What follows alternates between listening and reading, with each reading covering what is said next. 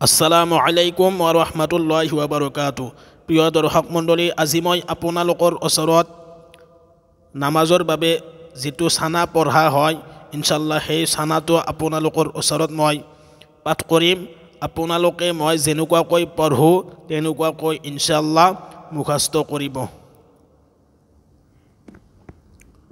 সুবহানাকা আল্লাহুম্মা wa bihamdika wa tabarakasmuka wa ta'ala jadduka wa la ilaha ghairuk.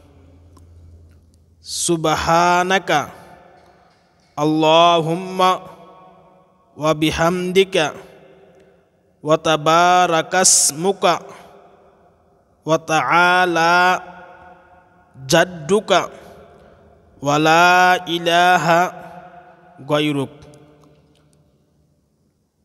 Subhanaka Allahumma wa bihamdika wa tabarakasmuka wa ta'ala jadduka wa la ilaha ghairuk.